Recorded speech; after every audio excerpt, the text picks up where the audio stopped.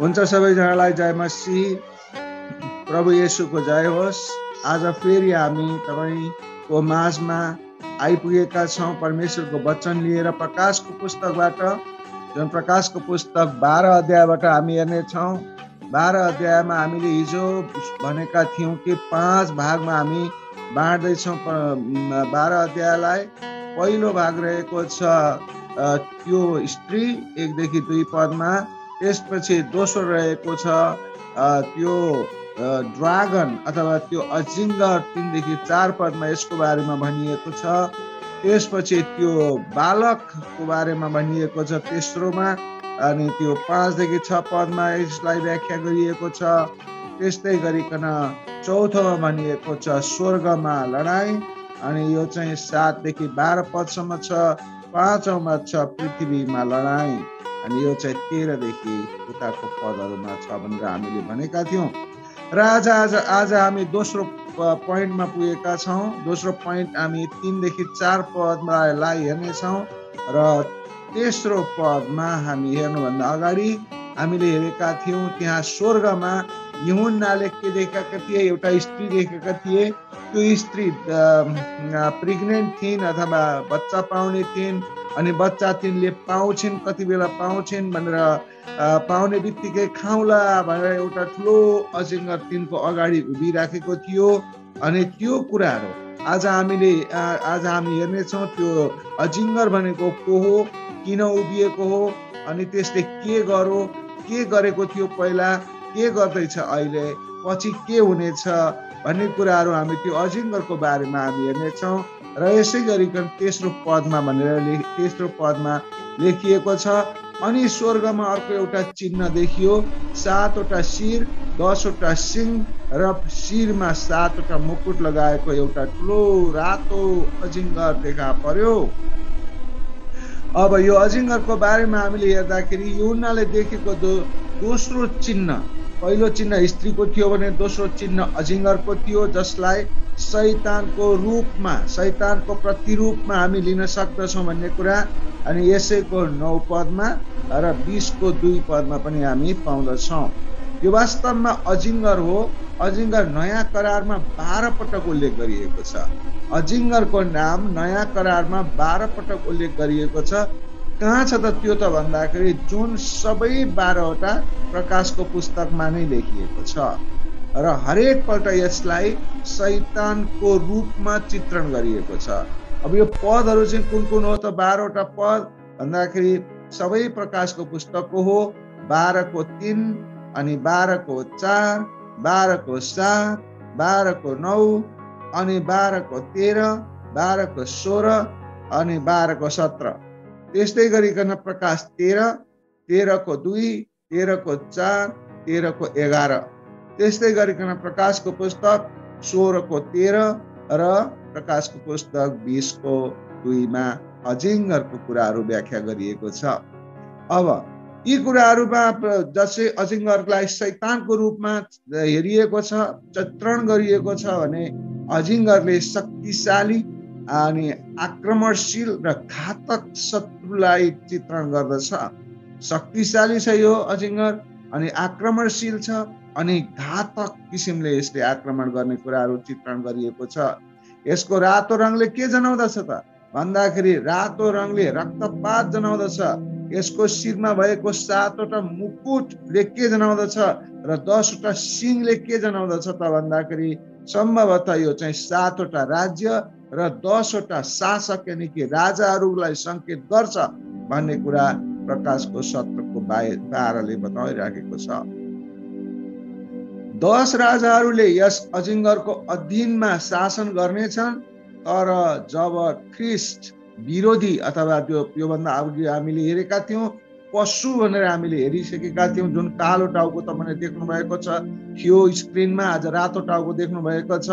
र जुन प्रकारको ख्रिस्ट विरोधी पशुले जुन प्रकारका 2टा साक्षीहरूलाई मारेको थियो, त्यो विरोधी पशु त झन् शक्तिशाली भएर यो समयमा आएर के गर्छ त भन्दाखेरि यो रातो अजिङ्गरको अन्डरमा रहेका जुन 10 राजाहरू छ, ती 10 राजाहरू मध्ये ती शक्तिमा आउने 10 राजाहरू छ, ती 3वटा राजालाई हराइदिन्छ र बाँकी 7वटा राजा मात्रै बाँकी रहनेछन् भनेर त्यो 10 र 7 ले जनाउँदछ भन्ने कुरा हामी दानियलको पुस्तकको 7 देखि 8 अनि त्यस्तै गरिकन पद 20 र 24 मा पाउँदछौँ। प्रकाशको 13 को 1 मा पनि यो कुरालाई प्रष्ट पारिएको छ। शिरमा भएका 7वटा मुकुटहरूले के जनाउँदछ त भन्दाखेरि शिरमा भएका जुन 7वटा मुकुटहरू छन् तिनीहरूले राजनैतिक अख्तियारीको संकेत दिँदछ। यानी कि तिनीहरू राजनीतिक रूपमा एकदम खतरनाक, संसारलाई नै उलटपुलट गर्न सक्ने ती राष्ट्रहरू हुनेछन्, ती राजाहरू हुनेछन् जसद्वारा तिनीहरू महासङ्कटको समयमा प्रभुत्व गर्नेछन्। जुन महासङ्कटको समय आउँछ त्यो बेलामा उनीहरूले के गर्नेछन्, प्रभुत्व माने कि शासन गर्नेछन् महासङ्कटको समयमा। यो रातो जुन प्रकारको अजिङ्गर निस्किन्छ त्यो महासङ्कटको समयमा निस्किन्छ। संकट कालको समय सकिएर महासंकट कालको समय यानी कि एकदमै पीडादायी समयको समयमा यो चाहिँ निस्किन्छ। कतिले 10 सिङलाई साधारणतया अजिङ्गरको ठुलो शक्तिलाई पनि चित्रण गर्दछन्। वास्तवमा यो अजिङ्गर साह्रै ठुलो शक्तिशाली हुँदछ। अनि रातो शब्द प्रयोग भएकोबाट हामी हेर्दछौँ यहाँ रातो भन्ने शब्द यहाँ 2 पटक प्रयोग भएको पाइदछ र यो प्रकाशमा यहाँ अथवा यो पदमा र प्रकाशको 6 को 5 मा हामीले रातो घोडा भनेर हेरेका थियौँ। हो त्यो रातो घोडाको बेलामा र अहिले रातोको चिन्ह देखा परेको छ, जो त्यहाँ पनि मृत्युको कुरा थियो, यसले पनि मृत्युको कुरा, मृत्युमै सम्बन्धित छ भन्ने कुरा हामीले 6 को 4 मा नै हेरिसकेका थियौँ। अब यो शैतान अथवा यो अजिङ्गरलाई उत्पत्ति पुस्तकदेखि नै हामी हेर्न सक्दछौँ। उत्पत्तिको पुस्तकमा यो शैतान निस्केको थियो, त्यहाँ यो अजिङ्गर निस्केको थियो, यही अजिङ्गर हो। र उत्पत्ति 3 को 15 मा सुरु भएको प्रतिज्ञामा 2 प्रमुख पात्रहरू थाहा छ तपाईँ। त्यहाँ हब्बा थिइन् र एउटा सर्प थियो, त्यो वास्तवमा सर्प अजिङ्गर थियो। र स्त्रीको विषयमा जुन पद 1 नम्बरमा र 2 नम्बरमा हामीले भनिसकेका छौँ, त्यही स्त्री हो, त्यही हब्बाको प्रतिरूप हो अनि त्यही कुरा हो। अनि त्यही हब्बाको अगाडि अजिङ्गर आउने कुरा, आएको कुराको चित्र परमेश्वरले यूहन्नालाई फेरि पनि देखाउनु भएको कुरा छ। अनि स्त्रीको विषयमा पद 1 र 2 मा भनिएको कुरा थियो भनेदेखि अनि त्यो स्त्रीले चाहिँ के गर्यो त भन्दाखेरि जसले अनि यो त्यो स्त्रीले चाहिँ स्त्रीको प्रतिनिधित्व गर्यो भने यो अजिङ्गरले चाहिँ शैतानको प्रतिनिधित्व गर्यो। शैतानलाई के भनिन्छ त भन्दा यूहन्ना 8 को 44 अनुसार शैतानलाई चाहिँ के भनिन्छ, झुटको पिता भनिन्छ। र त्यस्तै गरी 2 थेसलोनिकी 2 को 3 अनुसार शैतानको नाम के हो, सर्वनाशको छोरो भन्ने हो। अनि स्त्रीको सन्तान अर्थात् परमेश्वरको पुत्रलाई विनाशको छोरोले, अर्थात् विनाशको छोरो भनेपछि यूहन्ना 17 को 12 ले विनाशको छोरो भनेको छ। त्यसले के गर्ने त भन्दाखेरि परमेश्वरको पुत्रलाई विनाशको पुत्रले के गर्छ, 2टा पुत्र के गर्छन्, झगडा हुनेछ। त्यहाँ देखायो के गर्छ त भन्दा झगडा पर्दाखेरि के हुन्छ, विनाशको पुत्रले परमेश्वरको पुत्रलाई कुर्कुचा डस्ने अर्थात् क्रुसमा मृत्यु दिने र उहाँले अनि मृत्युलाई जितेर विजयी हुने। अनि जसलाई मारिएको छ अनि उसलाई ऊ विजय हुने। यो अजिङ्गर प्रकाशको पुस्तकमा मात्रै देखिए तापनि पुरानो करारको केही खण्डहरूमा वास्तविक पशुको रूपमा उल्लेख छ भन्ने कुरा भजन सङ्ग्रहको 91 को 13, यशायाह को 34 को 13 मा पनि हामी पाउँदछौँ। कतिले के भन्छन् भने यस पशुलाई प्राचीन डाइनोसोरस हो पनि भन्दछन्। 7 सङ्ख्याले पूर्णतालाई सङ्केत गर्दछ। 7 भनेको जहिले पनि पूर्णताको सङ्केत गरेको छ। 7 चीजहरूले यस समयको सम्पूर्ण अन्य जातिलाई, राज्यलाई सङ्केत गरेको हुन सक्छ। यो शैतानको अधीनमा ती जति राजकुमारहरू हुनेछन् भनेपछि कति शक्तिशाली होला त यो शैतान। जो शैतानको अधीनमा हुनेछन्, जसले सारा संसारलाई बहकाउनेछ भन्ने कुरा पद 9 मा हामी पाउँदछौँ। यस्तै प्रकारले शैतानले येशूलाई पनि छल गर्न प्रयत्न गरेको थियो। यही शैतान हो, त्यहाँ पनि निस्क्यो। हेर्नुहोस् त, उत्पत्तिमा पनि निस्क्यो, पुरानो करारमा पनि निस्केको कुरा हामीले भजन सङ्ग्रह यशायाको पुस्तकबाट भन्यौँ। त्यस्तै गरिकन अनि त्यो त नयाँ नियममा पनि त्यही शैतान निस्क्यो, त्यही अजिङ्गर निस्क्यो। अनि प्रभुले त्यसलाई चिनिहाल्नुभयो, यो त त्यही हो भनेर चिनिहाल्नुभयो। यो कस्तो छ, 7वटा चाहिँ जुन प्रकारको मुकुट, 7 शिरहरूले गर्दा यो के जनाउँछ, यो चाहिँ भयङ्कर शक्ति छ, पुरा शक्तिशाली छ, पूर्ण रूपमा। 7 भनेको पूर्ण रूपमा यो शक्तिशाली छ भनेर देखाइएको छ। यो शक्ति चाहिँ उसले कहाँ पनि देखाएको छ, प्रभु येशूलाई देखाइराखेको छ। लुकाको 4:4देखि 5मा यसले के भनेको छ भनेदेखि यसले उहाँलाई उच्च स्थानमा लगे र एकै क्षणमा जगतको सबै राज्यहरू देखायो। ल हेर्नुहोस् त, सबै राज्यहरूले देखाउन सक्छ एकै क्षणमा, किनभने यी संसारको राज्य अहिले यसैको कन्ट्रोलमा छ। अनि दियाबलसले उसलाई भन्यो, म यो सारा अधिकार र यिनको गौरव तपाईलाई दिनेछु, किनकि यी सबै मलाई सुम्पिएका छन् र म जसलाई इच्छा गर्दछु त्यसलाई दिदछु भनेर शैतानले, यो अजिङ्गर, यही अजिङ्गर हो त्यहाँ उजाड स्थानमा निस्केको, प्रभु येशूको अगाडि निस्केको।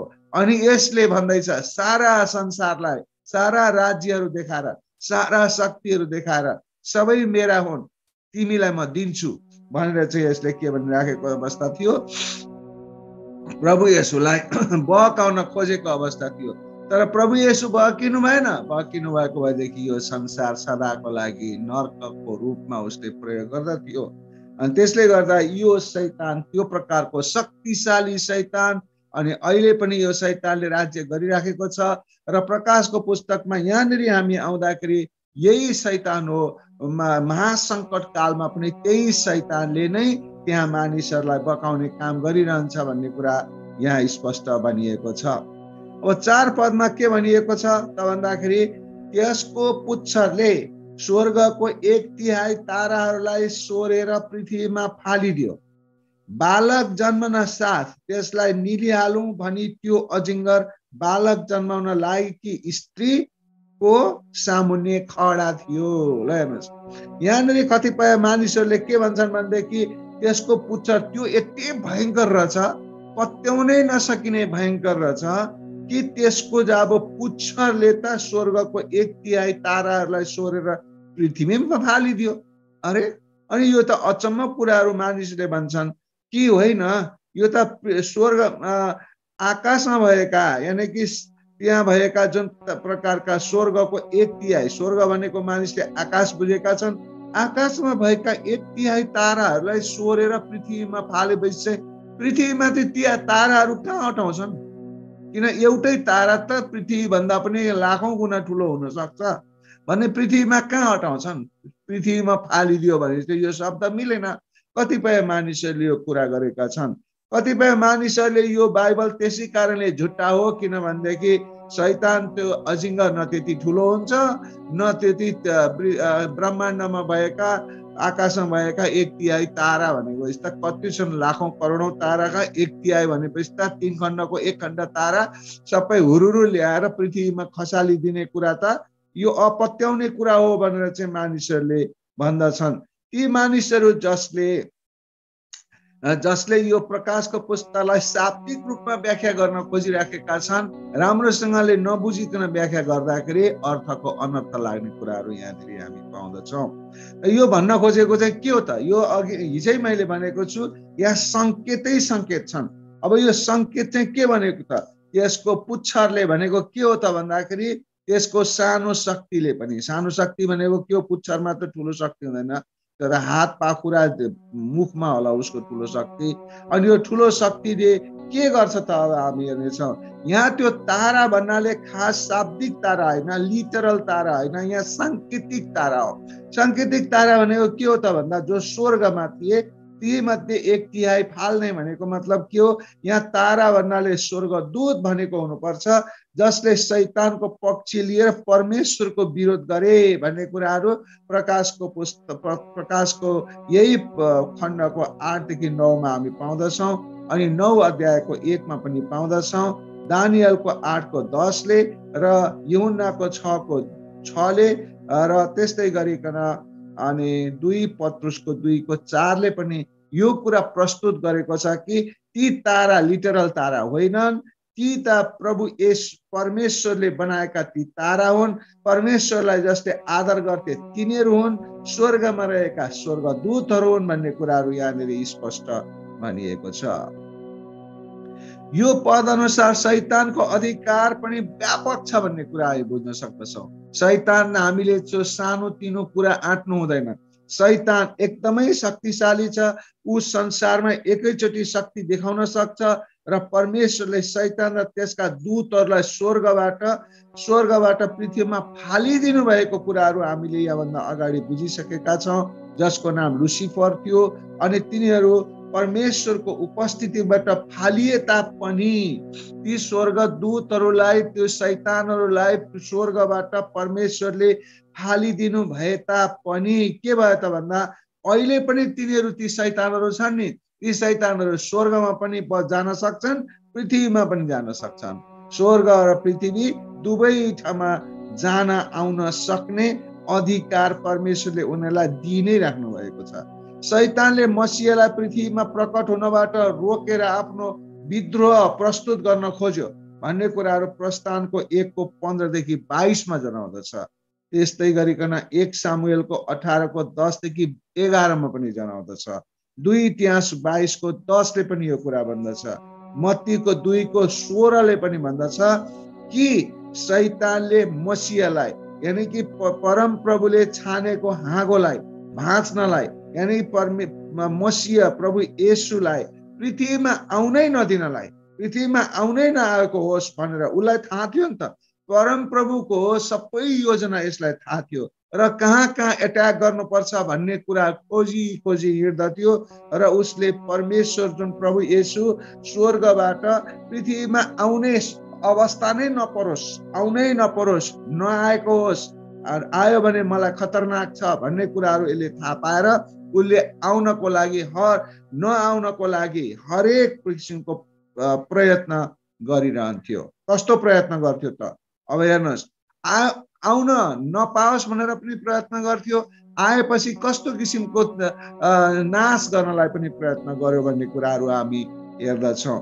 अब यहाँ बालकको जन्मसाथ भनेर भनिएको छ। बालक जन्मन साथ भन्ने शब्द प्रयोग गरिएको भन्नाले के भने येशू ख्रीष्ट जुन हुनुहुन्छ, ख्रीष्टको आगमन, पहिलो आगमन जुन हुन्छ पृथ्वीमा, पहिलो आगमन जुन भयो पृथ्वीमा, त्यो आगमन अथवा उहाँको जन्मको बारेमा भनिएको हो। यो पद 5 यो कुरा पुष्टि गरिएको छ। त्यस्तै मत्ती 2:13 पनि भनिएको छ।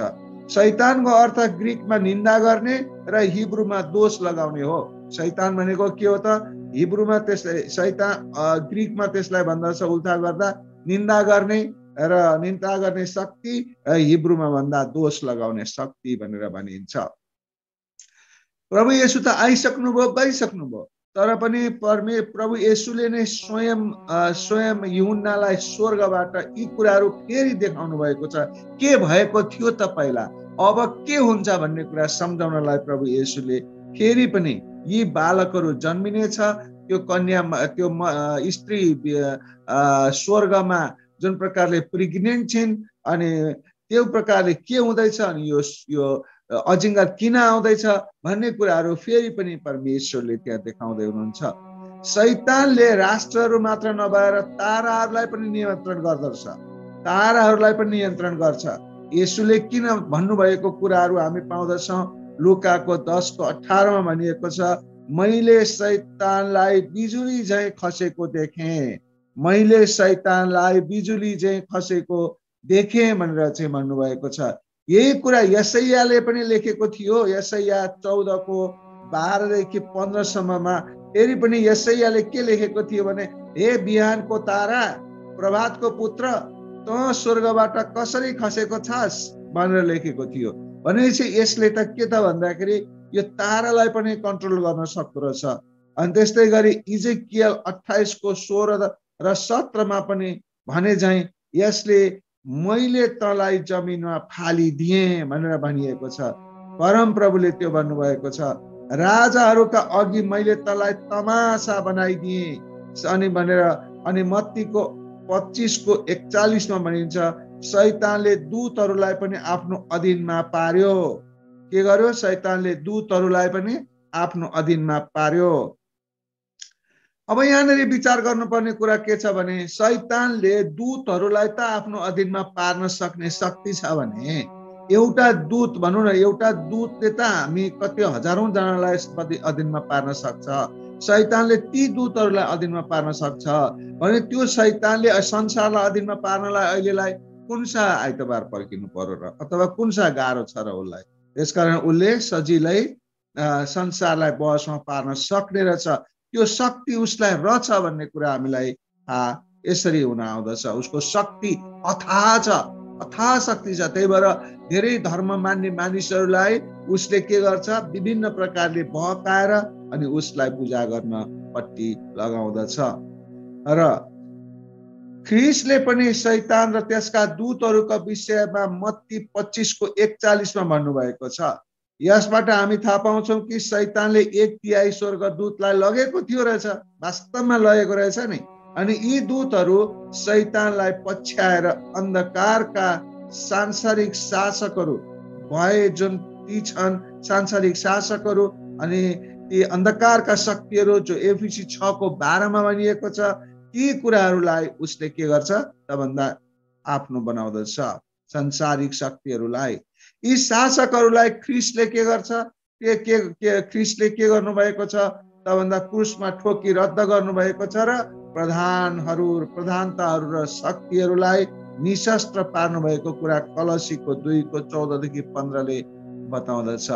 शैतानले चाहिँ के भन्छ भनेदेखि संसारका सबै कुराहरूलाई आफ्नो शक्ति बनाउँदछ, तर ती प्रधानताहरू, ती शक्तिहरू, शैतानका ती जम्मै खेलहरू परमेश्वरले के गर्नुभएको छ त भन्दा आफू सशरीर क्रुसमा गएर ठोकिएर मरेर बिउजिनुको अर्थ के हो त भन्दा मृत्युमाथि नै मृत्यु ल्याइदिएको, मृत्युमाथि नै मृत्यु ल्याइदिएको भनेको मतलब प्रभु येशूको मृत्युले शैतान पनि मृत्यु हो, त्यसले मृत्यु ल्याउँदछ, त्यसको पनि तहस नहस गरिदियो, उसलाई जिल्ल पारिदिनु भयो परमेश्वर। तैँले मलाई मार्न सकिस् त भने जब शैतान पृथ्वीमा फालियो त्यसले तुरुन्तै हब्बालाई छल गर्यो। हामी अब उत्पत्तिको पुस्तकबाट नि हेरौँ कसरी शैतानले मानिसलाई छल गर्दै आएको छ।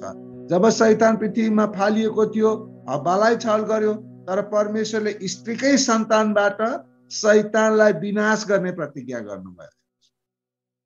उसले स्त्रीलाई छल गर्यो अनि परमेश्वरले भन्नुभयो त्यही स्त्रीको पुत्रले तँलाई मार्छ भनेर चाहिँ परमेश्वरले भन्नुभयो, किनभने उसले स्त्रीलाई छलेको थियो। यही प्रतिज्ञा असफल तुल्याउनलाई शैतानले बारम्बार मानिसहरूलाई विनाश गरेर हुन्छ कि बालकहरूलाई नाश गरेर हुन्छ कि अवरोध गरेर हुन्छ कि कसरी हुन्छ, उसले के त भन्दाखेरि बाटोमा अवरोध गरेको हामी बाइबलमा उत्पत्तिदेखि हामी देख्न पाउँदछौँ। यसले कैनको हृदयमा पनि हाबिललाई नाश गर्ने मन हालिदियो, किनकि के भनिएको छ 1 यूहन्ना 3:12 मा कि कैनको जस्तो नहो, किनभने जो कैन शैतानको थियो।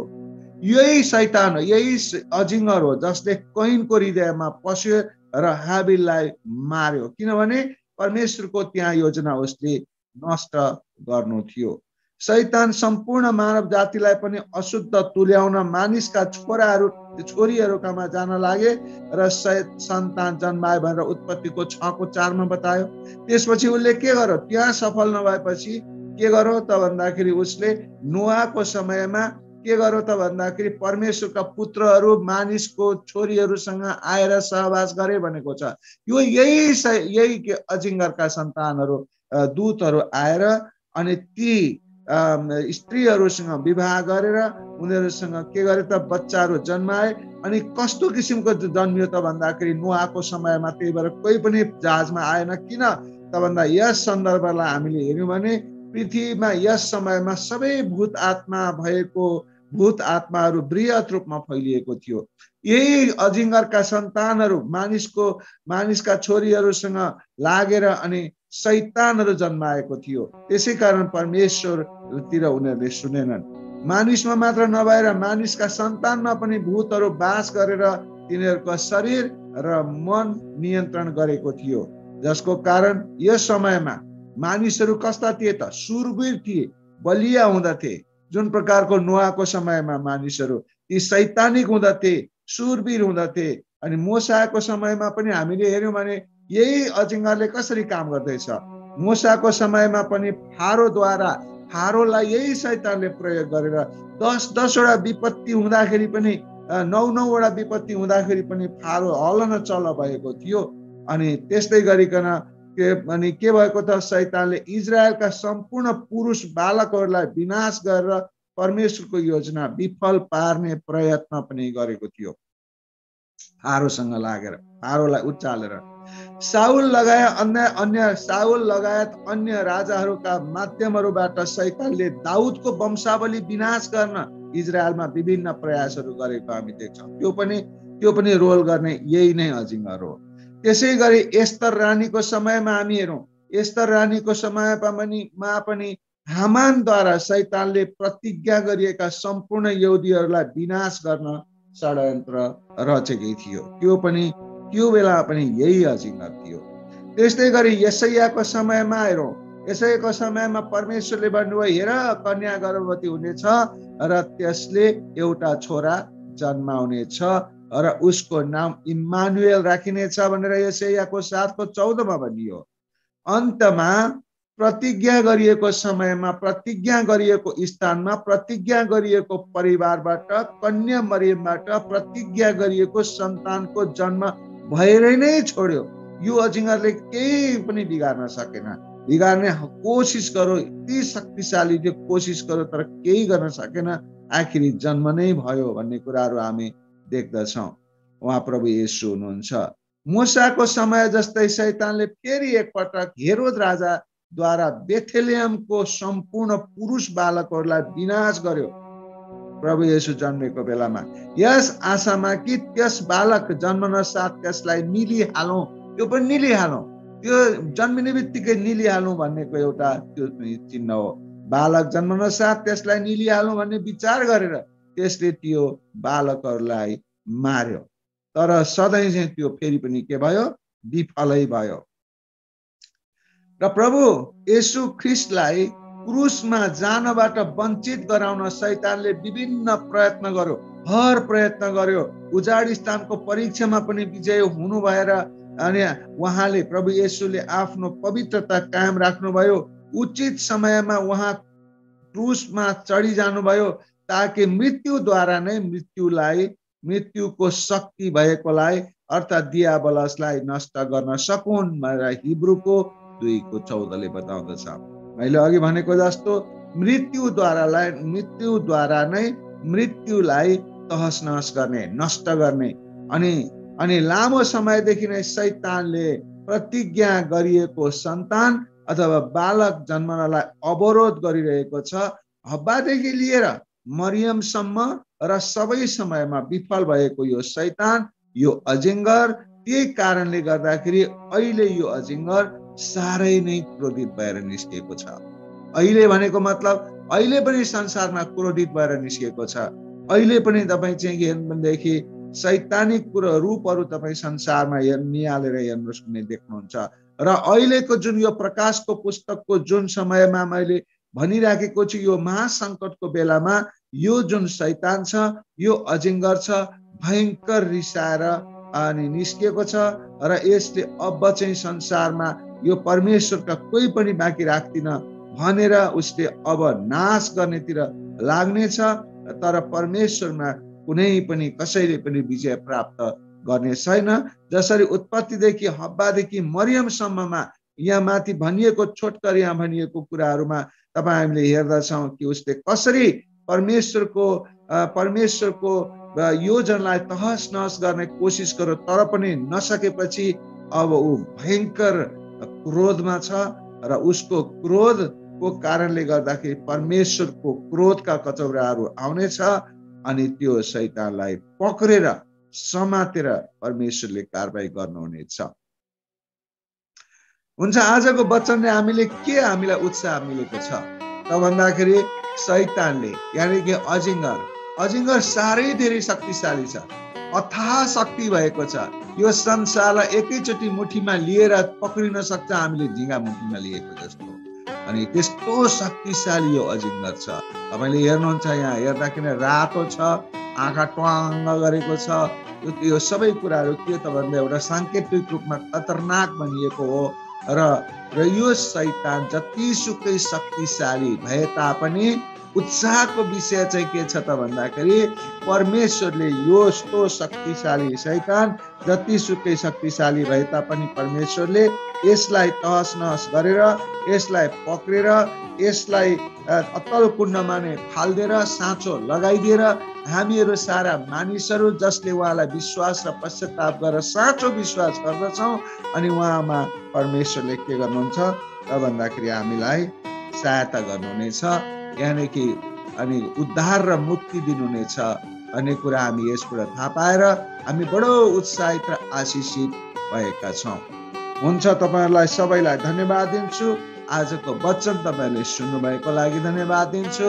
सबैजनालाई प्रभुले आशिष दिनुभएको होस्। जय मसीह। God bless you.